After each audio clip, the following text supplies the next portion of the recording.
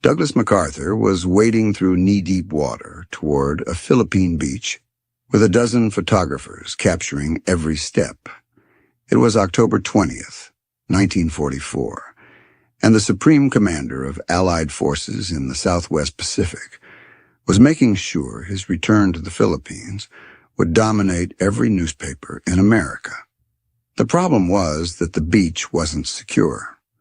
Japanese snipers were still active in the tree line. American troops were still clearing defensive positions just inland. Naval commanders offshore were scrambling to provide unplanned protection for a general who had decided to wade ashore hours before anyone thought it was safe. MacArthur didn't care about the tactical situation. He cared about the photographs. This wasn't a military operation. This was theater. MacArthur had promised, "I shall return," when he left the Philippines in 1942. Now he was delivering on that promise in the most dramatic way possible, even if it meant risking his life and the lives of his staff for a photo opportunity. The cameras captured exactly what MacArthur wanted. The stern-faced general returning to liberate the Philippines. The image would be on the front page of every major newspaper within 48 hours. But back in Washington, President Franklin Roosevelt was about to learn what his Pacific commander had done, and he was going to be furious. The question was whether he would do anything about it. When reports of MacArthur's Leyte landing reached Washington, it confirmed a pattern that had been developing for 2 years. MacArthur had just staged a publicity stunt in an active combat zone, risking himself and his staff for dramatic photography. Naval commanders hadn't been informed. Air support had to be scrambled. Ground forces had to redeploy for security. It was the kind of stunt that should have resulted in a formal reprimand, at minimum. But Roosevelt had learned something about Douglas MacArthur since 1942. The general was untouchable because of his popularity, and Roosevelt had made a political calculation that he would repeat throughout the war. Admiral William Leahy, Roosevelt's chief of staff, had witnessed this pattern firsthand. Time and again, MacArthur would exceed his authority, publicly question strategy, or stage dramatic gestures. And time and again, Roosevelt would express frustration privately, but take no public action. The political cost of disciplining America's most popular general was simply too high. Roosevelt understood exactly what MacArthur was doing. The Leyte landing wasn't a military operation. It was theater designed to dominate American newspapers. MacArthur had delivered his "I have returned" promise in the most dramatic way possible, and the story would run for days. The military risks and diverted resources would never be mentioned in those glowing press accounts. But Roosevelt also understood his own political situation. Republicans were already discussing MacArthur as a potential presidential candidate. Conservative newspapers praised him constantly. Disciplining MacArthur would create a political firestorm that could hurt Roosevelt's ability to manage the war effort and maintain public support. So Roosevelt made his choice. Again, he would tolerate MacArthur's behavior because the alternative was politically untenable. It was the same choice he'd been making since 1942. And it was setting a precedent that would haunt his successor. MacArthur had gotten away with it again, just like he'd been getting away with insubordination for the past 2 years. But to understand why Roosevelt couldn't stop him, you have to go back to 1942, when MacArthur became the most popular general in America. March 1942. Douglas MacArthur escaped from the Philippines as Japanese forces overran the islands.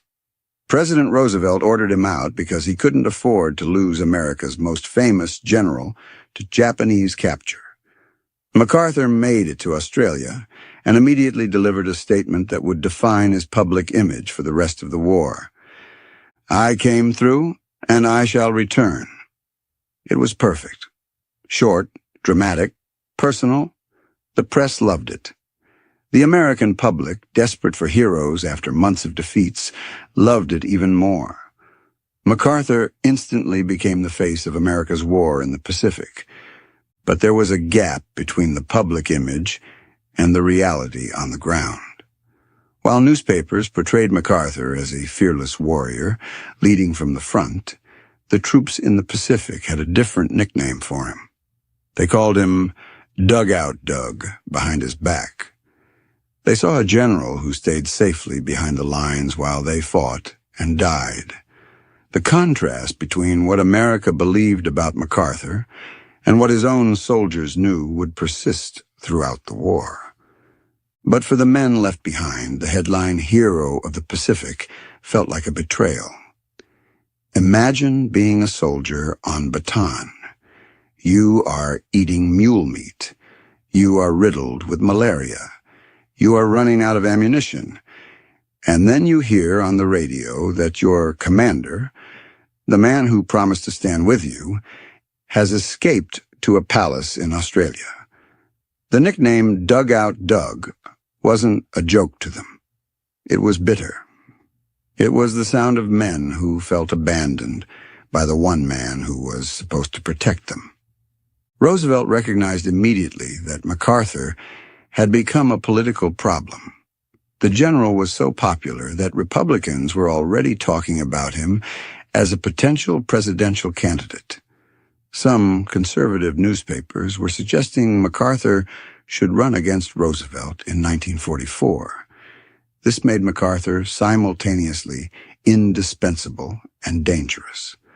Roosevelt needed him to win the war in the Pacific, but he also needed to make sure MacArthur didn't become powerful enough to challenge him politically. That calculation would determine everything Roosevelt did or didn't do for the next 3 years. And MacArthur was about to test just how far Roosevelt's tolerance would stretch.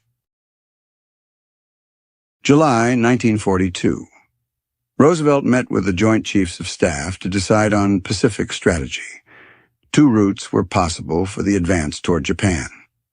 The Central Pacific route under Admiral Chester Nimitz would go through the Marshall Islands, the Marianas, and eventually to the Philippines and Formosa. The Southwest Pacific route under General Douglas MacArthur would go through New Guinea and up through the Philippines. The Joint Chiefs recommended the Central Pacific as the main offensive. It was shorter. It played to America's naval advantages. It would allow carrier-based air power to dominate. The Southwest Pacific route would be longer, more difficult, and more costly in lives. General George Marshall, the Army Chief of Staff, supported the Central Pacific strategy. Admiral Ernest King, the Chief of Naval Operations, pushed for it even harder. King was a hard-driving naval officer who had little patience for Army egos. He looked at the map and saw the obvious answer. The Navy could get to Japan faster through the Central Pacific. MacArthur's route through the Southwest Pacific was slower and would require massive ground forces fighting through jungles and islands. King didn't care about MacArthur's feelings. He cared about winning the war as quickly as possible. Roosevelt approved the Joint Chiefs' recommendation. The Central Pacific would be the main effort under Nimitz. MacArthur's Southwest Pacific Theater would be secondary. It was sound military strategy. But Douglas MacArthur had other ideas, and he wasn't going to accept being relegated to a supporting role. Admiral King's feelings about MacArthur went beyond professional disagreement. He despised him personally. King saw MacArthur as a self-promoting egomaniac who put his own glory ahead of military effectiveness, and King had no problem telling Roosevelt exactly what he thought should be done about it. "Fire him," King told Roosevelt bluntly in one meeting. "He's insubordinate. He's impossible to manage, and he's wasting resources on a strategy that serves his ego more than it serves the war effort. King didn't care that MacArthur was popular with the public. King cared about naval strategy, and MacArthur's constant demands for resources were interfering with the Central Pacific Offensive. General Marshall took a different approach. Marshall was diplomatic, patient, and professional. He tried to manage MacArthur through careful communication and by occasionally accommodating his demands. Marshall played the good cop to King's bad cop. But privately, Marshall was just as frustrated. He told his staff that MacArthur was impossible, but he's ours, meaning the Army had to deal with him whether they liked it or not. Roosevelt listened to both men. He understood King's argument. He appreciated Marshall's patience. But he kept coming back to the same political calculation. MacArthur was too popular to fire. Republican congressmen loved him. Conservative newspapers praised him constantly. Firing MacArthur would create a political firestorm that could hurt Roosevelt's chances in the 1944 election. So Roosevelt made his choice. Political considerations would trump military judgment. King and Marshall would have to find ways to work with MacArthur, no matter how difficult he became. And MacArthur was about to become very difficult indeed.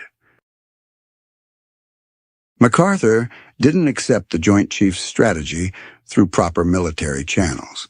He didn't send formal objections up the chain of command. He didn't request meetings with Roosevelt to make his case. Instead, he went around the President and the Joint Chiefs entirely. He turned the strategy debate into a public relations campaign. MacArthur gave interviews to friendly journalists. He leaked classified information about Pacific strategy to reporters who would present his views sympathetically.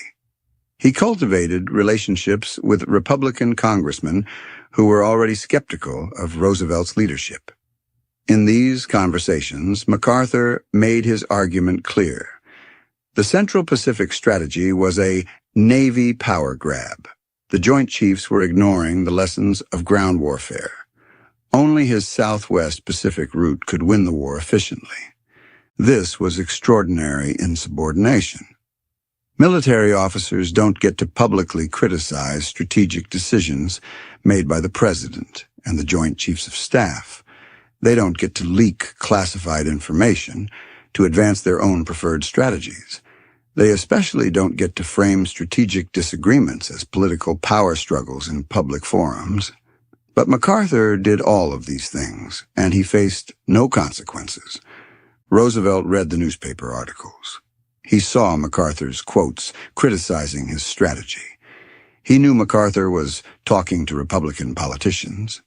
Roosevelt complained to his aides. He vented his frustration to Admiral Leahy. But he never ordered MacArthur to stop. He never reprimanded him.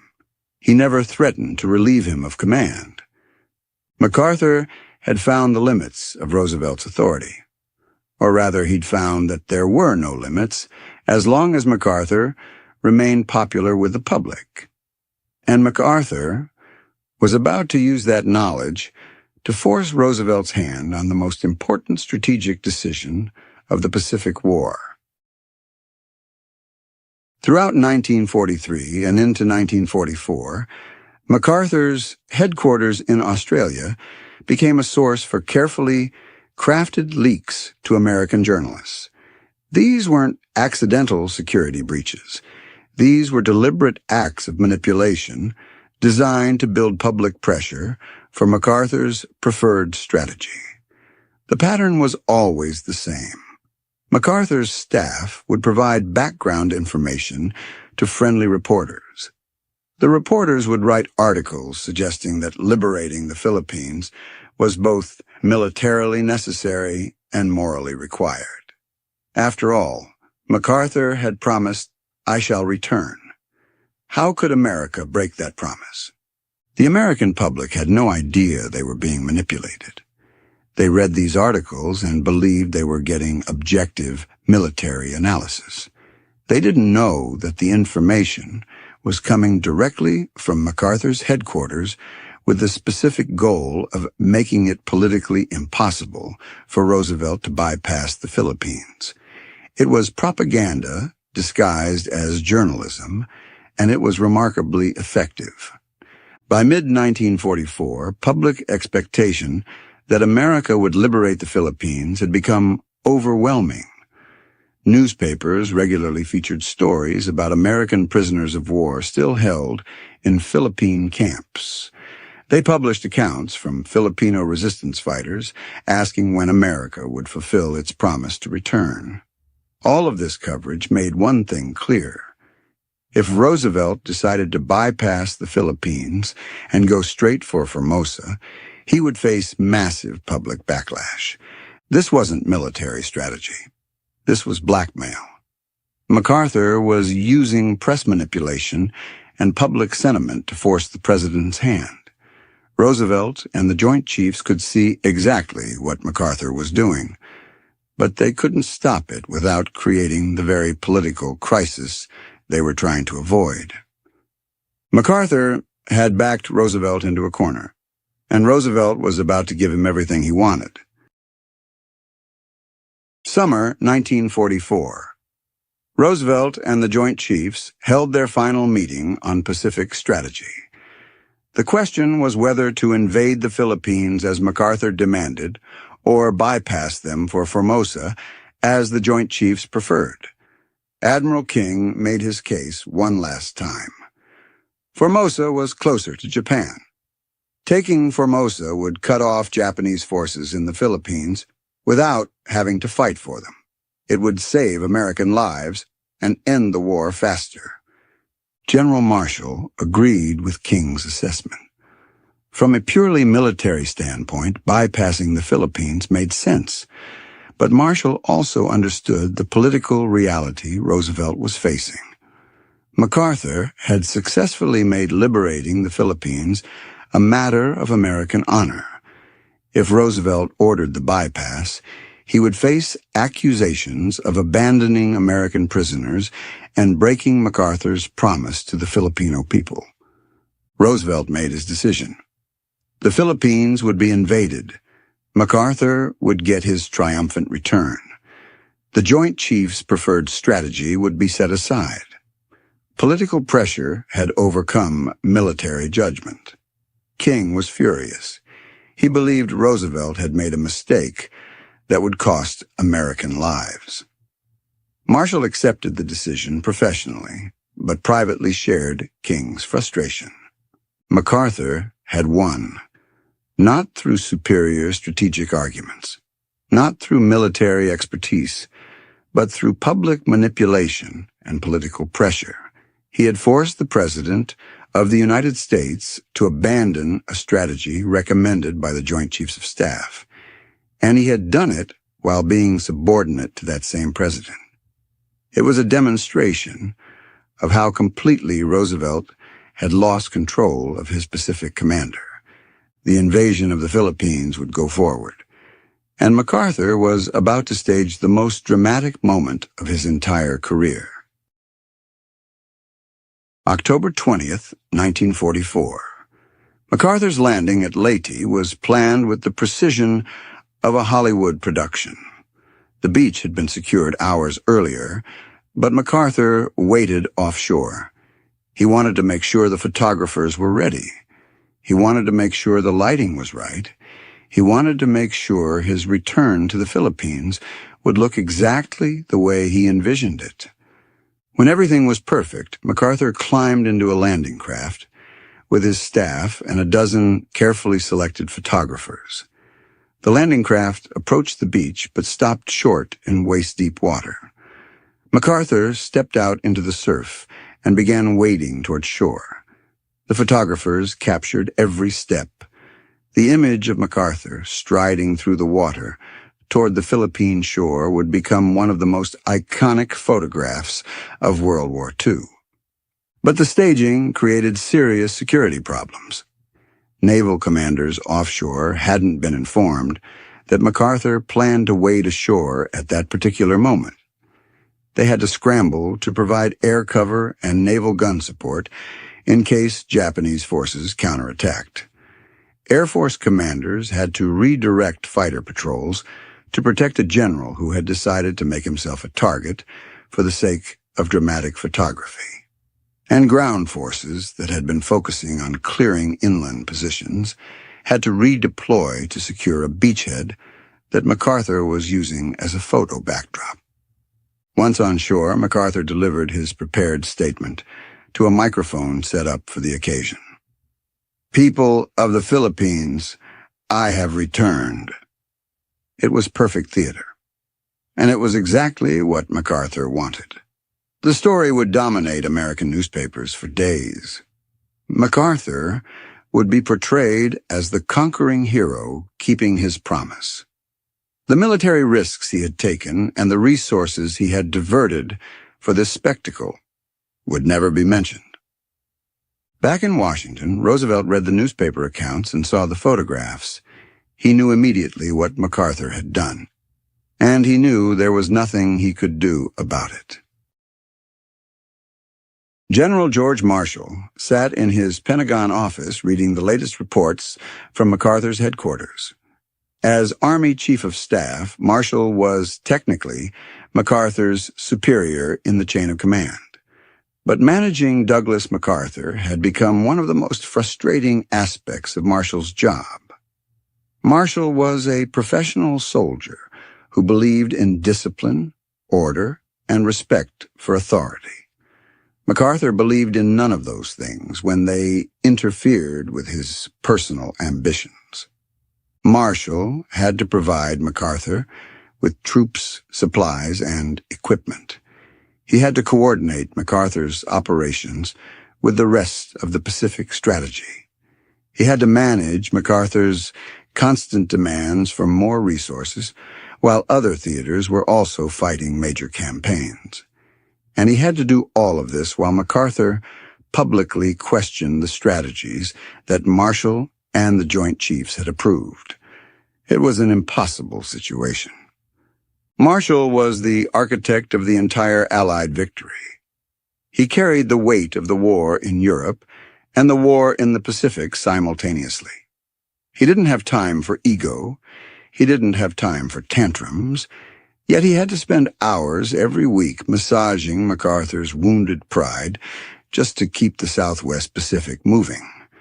It was a thankless, exhausting task. Marshall took the high road every single day, not because it was easy, but because he knew the country couldn't afford a public feud between its top generals. Marshall's staff knew how frustrated he was.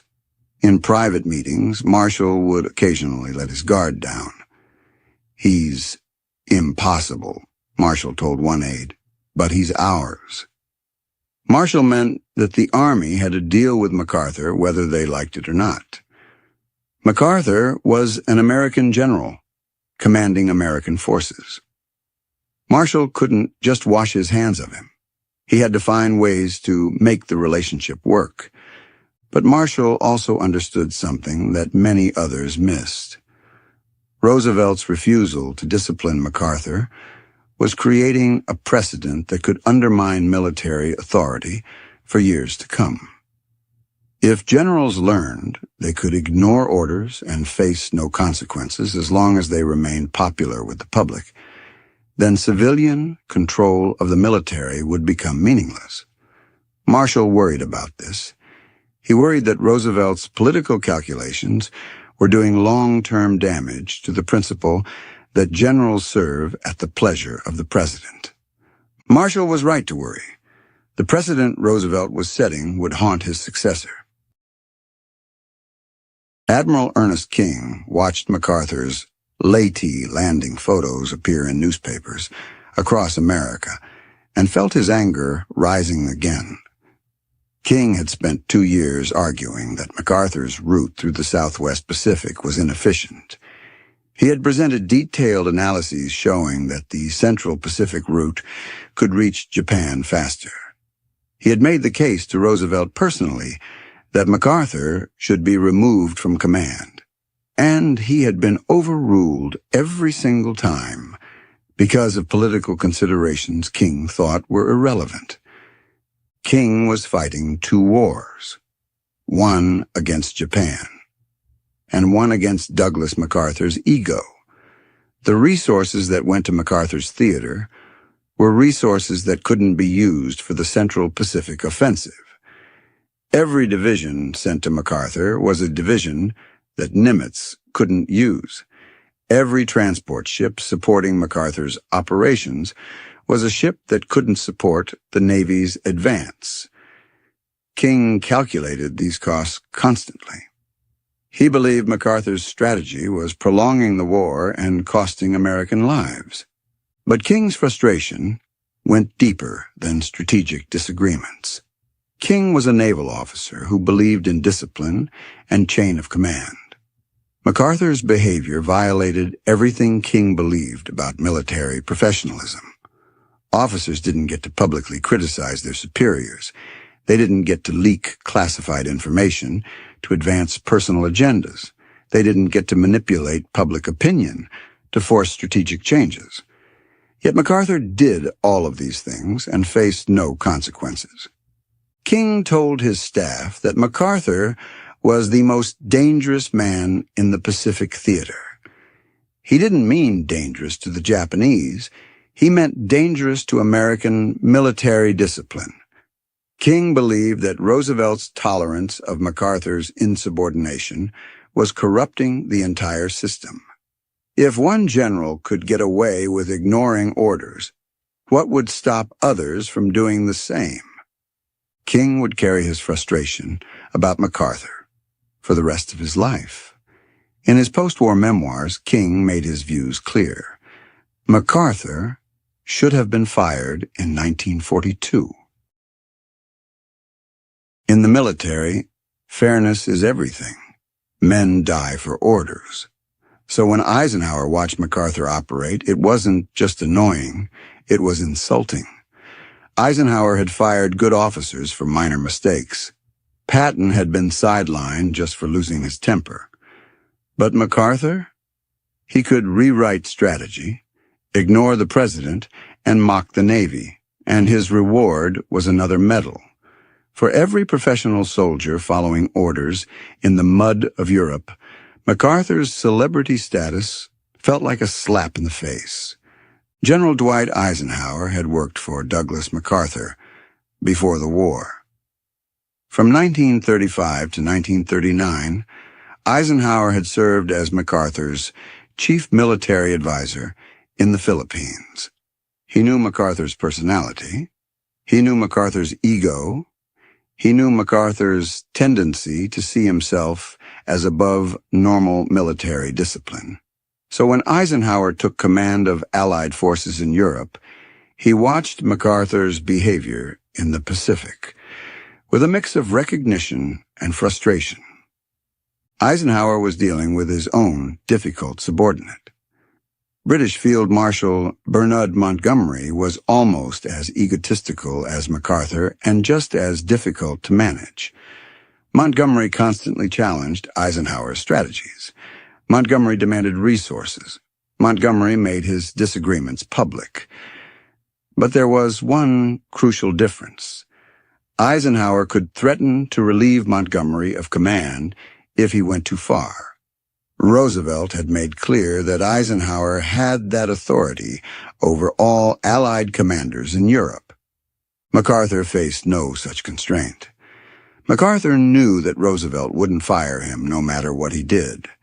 So MacArthur could ignore orders, manipulate public opinion, and stage publicity stunts without fear of consequences.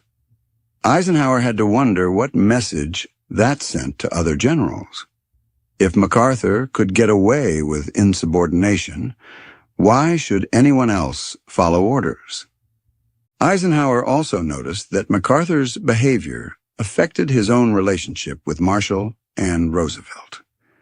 Eisenhower made a point of following orders even when he disagreed with them. He consulted with Marshall regularly. He kept Roosevelt informed.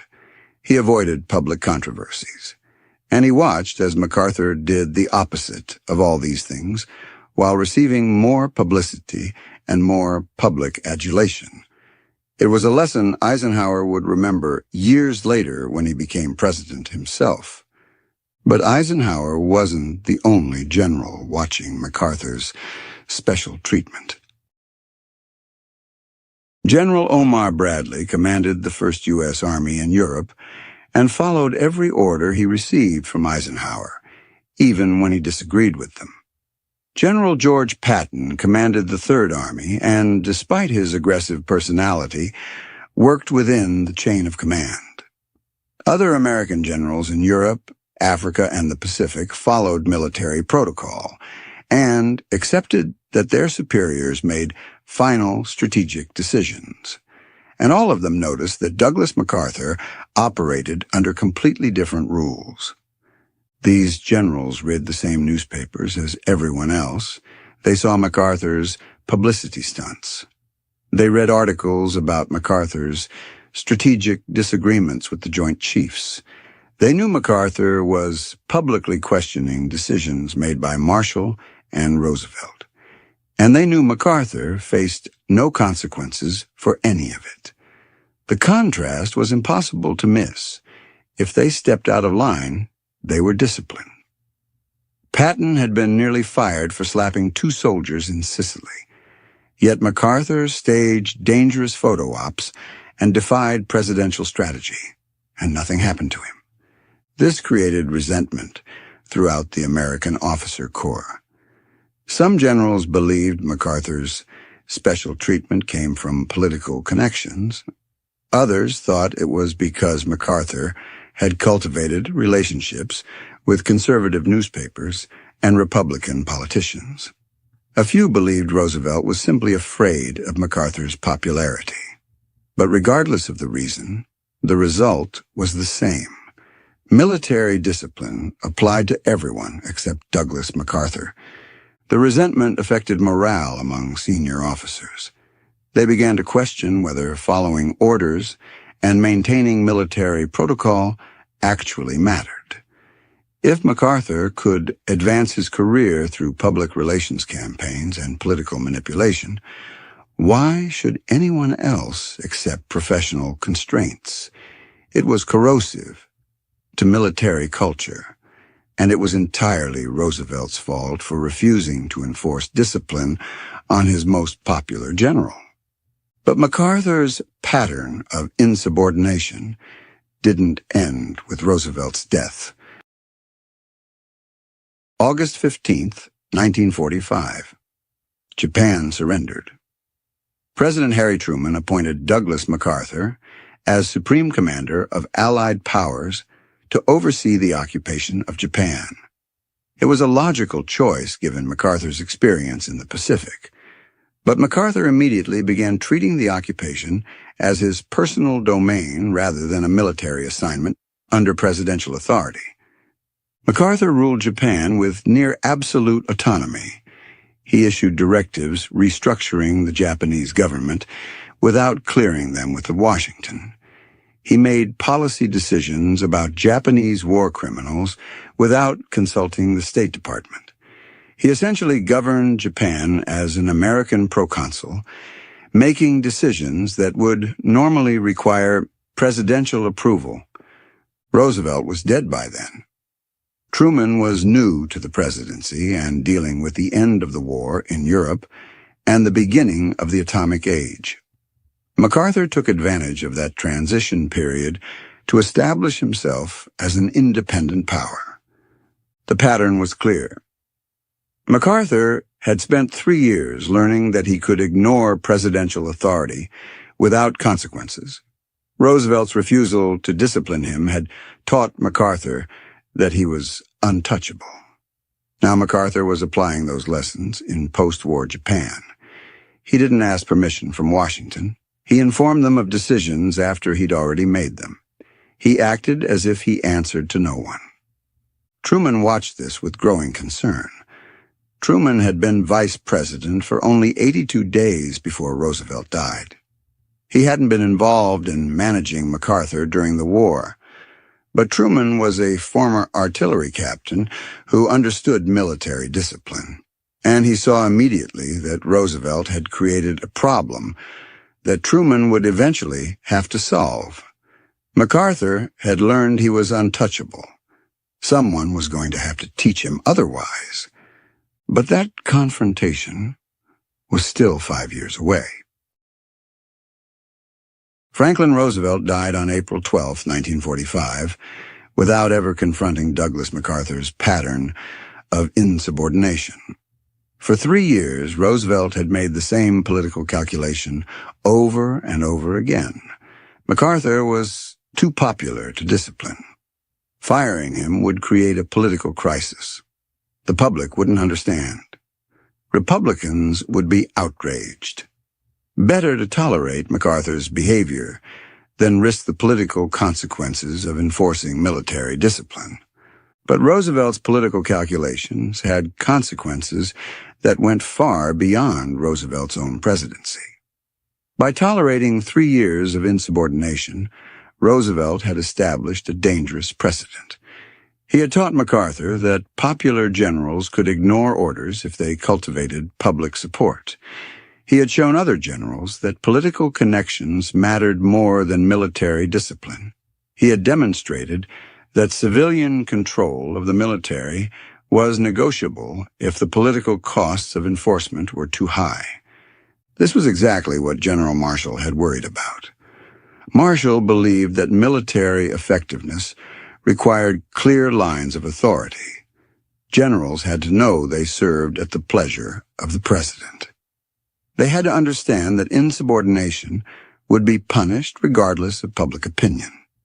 Roosevelt's refusal to discipline MacArthur had undermined that principle, and the consequences would extend well beyond Roosevelt's lifetime. Roosevelt had created a monster he couldn't control. MacArthur had learned all the wrong lessons. He had learned that insubordination worked if you had public support. He had learned that presidents could be manipulated through political pressure. He had learned that military discipline didn't apply to him, and Roosevelt had taught him all of these lessons by refusing to enforce the rules that applied to everyone else. Harry Truman inherited this problem, and unlike Roosevelt, Truman would eventually decide to solve it. When Harry Truman became president in April 1945, he knew immediately that Douglas MacArthur would be a problem. Truman hadn't been involved in managing MacArthur during the war. Roosevelt had kept him completely out of those decisions. But Truman had served in World War I as an artillery captain. He understood military discipline, and he understood that MacArthur had spent years operating outside normal military authority. Truman told his aides shortly after becoming president that Roosevelt had made a serious mistake by refusing to discipline MacArthur.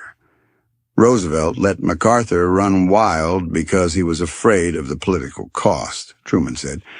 Roosevelt was wrong. Generals have to follow orders whether they're popular or not.